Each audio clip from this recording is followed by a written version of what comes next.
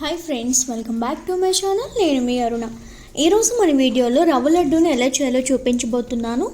నేను చెప్పే రవ్వ లడ్డూ రెసిపీని కేవలం 30 మినిట్స్లో ఎవరైనా ఈజీగా తయారు చేసేసుకోవచ్చండి.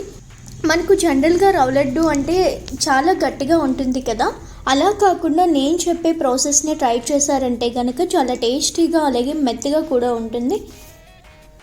ఈ రవ్వ లడ్డు తయారీ విధానం కోసం ముందుగా ఒక మిక్సింగ్ బౌల్ తీసుకొని అందులోకి ఒక 2 కప్పుల దాకా ఉప్మా రవ్వను తీసుకోవాలి. ఇప్పుడు అందులోనే కొంచెం కొంచెం పాలను వేసి మంచిగా కలుపుకోండి. వీడియోలో చూపిస్తున్నట్లుగా కలుపుకొని పక్కన పెట్టుకోవాలి. ఇప్పుడు దీన్ని ఒక 10 నిమిషాల పాటు పక్కన వదిలేయాలి. 10 నిమిషాల తర్వాత చూపిస్తున్నాను చూడండి. రవ్వంతా నాని పాలను పీల్చుకొని కొంచెం దగ్గర పడింది కదా. ఇప్పుడు స్టవ్ ఆన్ చేసి కడాయి పెట్టుకొని అందులో డీప్ ఫ్రైకి సరిపడా ఆయిల్ వేసి మీడియం ఫ్లేమ్లో వేడి చేసుకోవాలి. ఇప్పుడు నానబెట్టి పెట్టుకున్న రవ్వ మిశ్రమాన్ని ఇలా ఉండలుగా చుట్టి వేడివేడి నూనెలో వేసి వేయించుకోవాలి.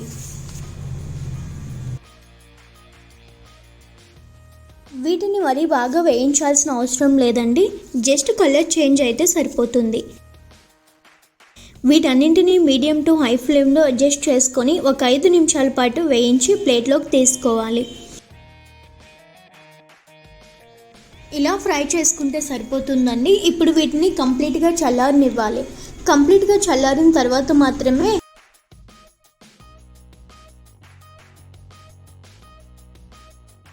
వీటన్నింటినీ ఇలా చెరిపి వీటిని మిక్సర్లో వేసి ఫైన్ పౌడర్ లాగా గ్రైండ్ చేసి పెట్టుకోవాలి.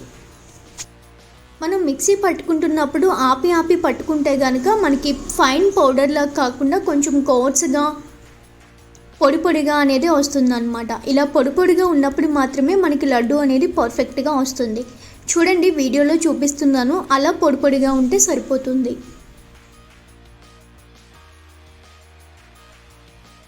చూడండి మనకి ఎంత పొడిగా వచ్చిందో. ఇలా గ్రైండ్ చేసుకుంటే మనకి పర్ఫెక్ట్ లడ్డు అనేది తయారవుతుంది. మిగిలిన వాటిని కూడా సేమ్ ఇదే ప్రాసెస్లో చేసుకొని ఇలా పొడిగా గ్రైండ్ చేసుకొని అదే ప్లేట్లో తీసుకోండి. ఇప్పుడు అదే మిక్సింగ్ బౌల్లో 1 కప్పు వరకు పంచదారను వేసుకొని మెత్తగా గ్రైండ్ చేసి పెట్టుకోండి. ఇప్పుడు వీటన్నింటినీ పక్కన పెట్టి మీకు నచ్చిన నట్స్ని తీసుకొని అలాగే కిస్మిస్ని కూడా తీసుకొని నచ్చిన షేప్లో కట్ చేసుకొని స్టవ్ ఆన్ చేసి కడాయిలో 2 టేబుల్ స్పూన్ల వరకు గీ వేసి వేడి చేసుకోవాలి. ఇప్పుడు కట్ చేసి పెట్టుకున్న జీడిపప్పులు బాదం పప్పులు వేసి లైట్ గోల్డెన్ బ్రౌన్ కలర్ వచ్చేంత వరకు వేయించుకోవాలి.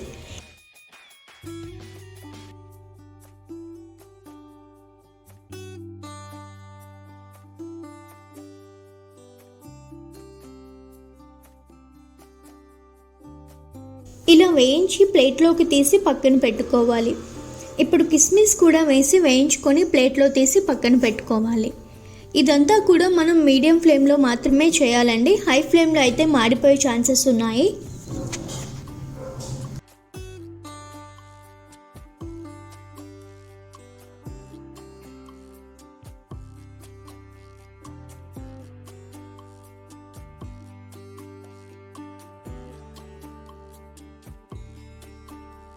ఇప్పుడు మళ్ళీ అదే ప్యాన్లోకి 1 టేబుల్ స్పూన్ వరకు నెయ్యి కూడా వేసి మనం ఆల్రెడీ మిక్స్ చేసి పెట్టుకున్న రవ్వ వేసి అలాగే దాంతోపాటుగా ఒక 100 గ్రాముల వరకు ఎండు కొబ్బరి పొడిని వేసుకోవాలి.